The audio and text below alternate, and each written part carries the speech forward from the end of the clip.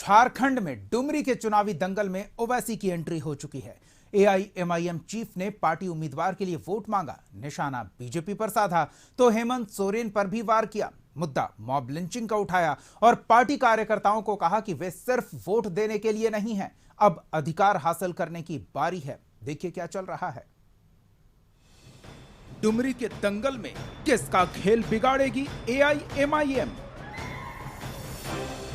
INDIA versus NDA में असदुद्दीन ओवैसी की entry. जीत के लिए मुकाबला या दम दिखाने की तैयारी? डुमरी के दंगल में INDI अलायंस और एनडीए के नेता पूरा जोर लगा रहे हैं। जेएमएम उम्मीदवार बेबी देवी के लिए मुख्यमंत्री हेमंत सोरेन ने कमान संभाल रखी है। जेएमएम जगन्नाथ महतो के नाम पर वोट मांग रहा है। नारा अब की बार लाख के पार का लगाया जा रहा है।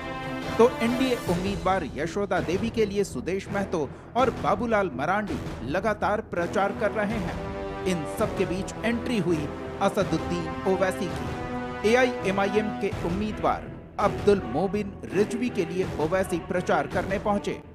आए दिन झारखंड में मॉब लिंचिंग के जरिए से लोगों को मार दिया जाता है, वो रुक जाएगा, वो नहीं रुकेगा। मेरी ज़दा और माँ और बहनों, मेरे बुजुर्गों, मेरी इस बात का आप यकीन कर लो, ये उसी वक्त रुकेगा जब आपके लिए लड़ने वाला कोई एक एमएलए होगा जो झारखंड में जहां कहीं भी किसी गरीब, आदिवासी, मुसलमान या दलित पर जुल्म होगा, वो दौड़ता हुआ उस पीड़ित परिवार के दरमियान में पहुंचेगा।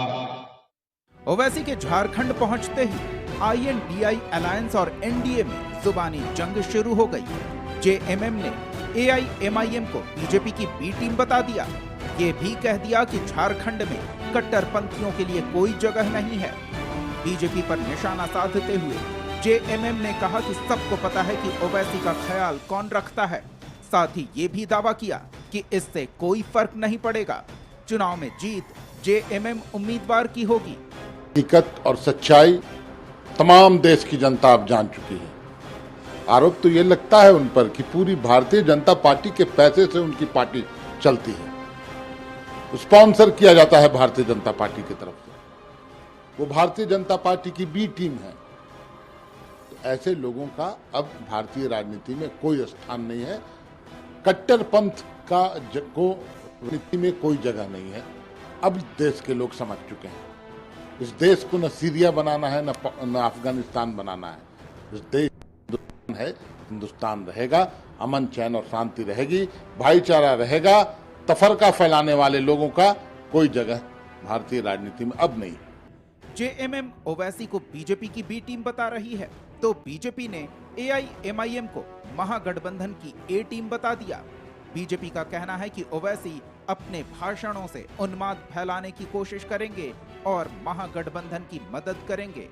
नहीं, ओवैसी के आपने देखा होगा पिछले चुनाव में भी उनके जो समर्थक थे और उनके प्रत्याशी को दिया था। मैं समझता हूं कि सबको लोकतंत्र में अपनी बात रखने का अधिकार है और उन्होंने जो बातें रखी हैं, उनके जो समर्थक हैं, प्रशंसक हैं, उनके उम्मीदवार को वोट देंगे।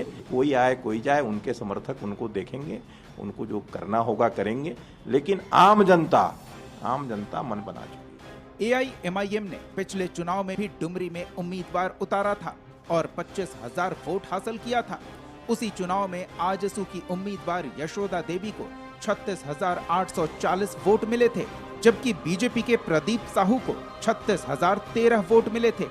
वहीं जेएमएम के जगन्नाथ महतो ने 71,128 वोट लाकर जीत हासिल की थी। डुमरी में मुकाबला बेबी देवी और यशोदा देवी के बीच माना जा रहा है, लेकिन एआईएमआईएम उम्मीदवार इसे त्रिकोणीय बनाने की कोशिश में हैं। डुमरी में ओवैसी फैक्टर कितना काम करता है और इसके एआईएमआईएम उम्मीदवार को कितना वोट मिलता है, इसके लिए चुनावी नतीजे का इंतजार करना होगा।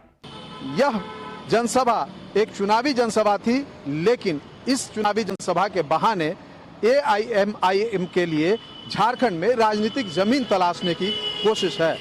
हालांकि यह कोशिश कितना रंग लाएगी, कितना राजनीतिक जमीन तलाश पाएंगे यह इस चुनाव के बाद स्पष्ट हो पाएगा। लेकिन इतना तय है कि इस चुनाव में AIMIM के कैंडिडेट आने से चुनाव दिलचस्प हो गया है। कैमरा पर्सन प्रदीप सिन्हा के साथ मनोज, कशिश न्यूज, रांची।